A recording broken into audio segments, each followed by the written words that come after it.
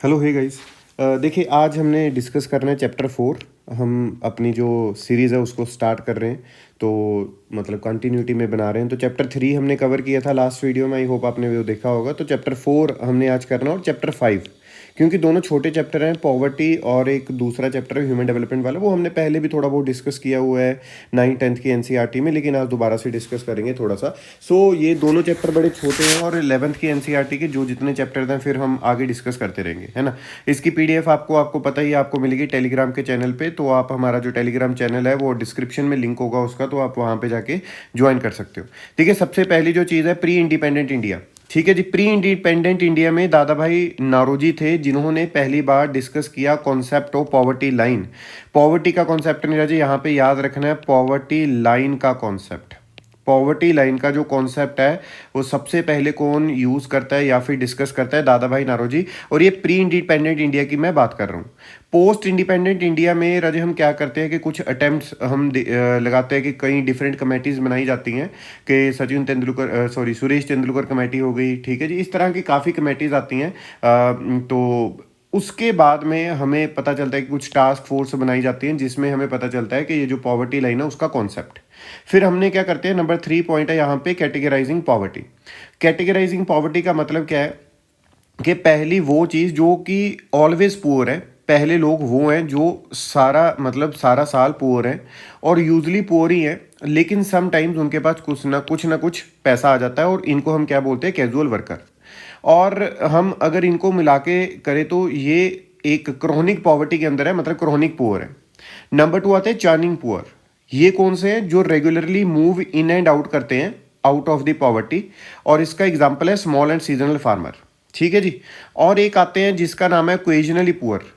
ठीक है, occasionally poor कौन होते हैं, जो कि रिच होते हैं most of the time, but कई बार क्या होता है कि उनकी because of the patch of a bad luck के वो उनका आ जाता है कि भाई उस टाइम पे बुरा टाइम आ गया तो वो गरीब हो चुके हैं।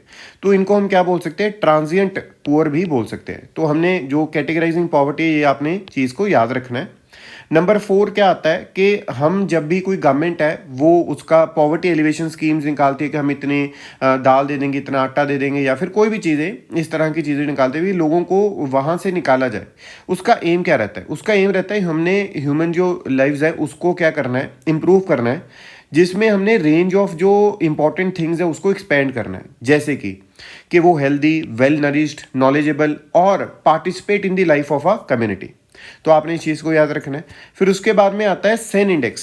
ये बड़ा इंपॉर्टेंट है, आपने इस चीज़ को याद रखना है, पॉवर्टी के रिगार्डिंग है, और ये डेवलप किया था अमर्त्य सेन ने। ठीक है। हेड काउंट रेशियो क्या है, पुअर्स को देखना बिलो दी पॉवर्टी लाइन जो लोग हैं, ठीक है, पूरी प्रपोर्शन ऑफ पीपल के बीच में से, हम उसको बोलते हैं हेड काउंट रेशियो, मतलब HCR। ठीक है जी।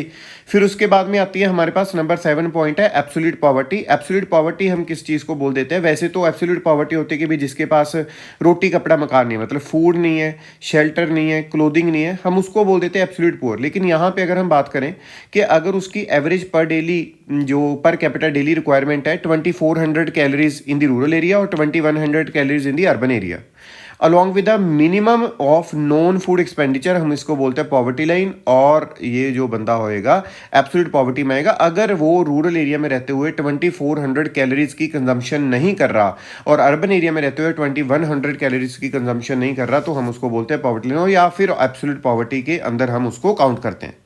अप्रोच क्या क्या रहती है पॉवर्टी को रिड्यूस करने की, नंबर 1 यहाँ पे आता है ग्रोथ ओरिएंटेड डेवलपमेंट, नंबर 2 है स्पेसिफिक पॉवर्टी एलिवेशन प्रोग्राम, और नंबर 3 है meeting the minimum needs of the poor.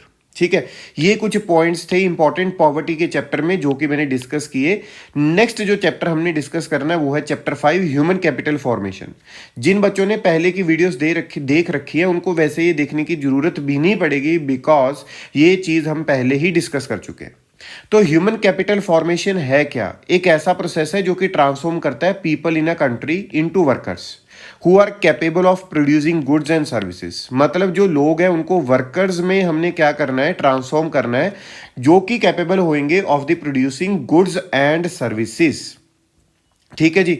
Number 2 यहाँ पे पॉइंट है सोर्सेज ऑफ ह्यूमन कैपिटल। अगर आप ह्यूमन कैपिटल बनाना चाह रहे हो आपके पास, आपको करना क्या पड़ेगा कंट्री में, तो नंबर 1 पॉइंट यहाँ पे आता है इन्वेस्टमेंट इन एजुकेशन, नंबर 2 आता है इन्वेस्टमेंट इन हेल्थ, नंबर 3 आता है on the job training, number 4 आता है माइग्रेशन और नंबर 5 आता है इंफॉर्मेशन।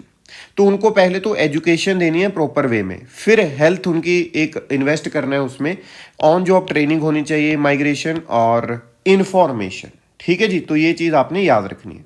नंबर 3 पॉइंट है हमारे पास इंपॉर्टेंट, ह्यूमन कैपिटल और इकोनॉमिक ग्रोथ। देखो इकोनॉमिक ग्रोथ अगर किसी कंट्री की होगी, यहाँ पे लिख रखा है increase in the real national income of a country. अगर ये होएगा तो ऑब्वियसली जो वो पैसा है वो लगा पाएंगे किस चीज़ में, लेबर फोर्स को एजुकेट करने के लिए, नई नई फैसिलिटीज़ देने के लिए, फैसिलिटेट करने के लिए, जिसमें अडेप्शन होएगी न्यू टेक्नोलॉजीज़ की।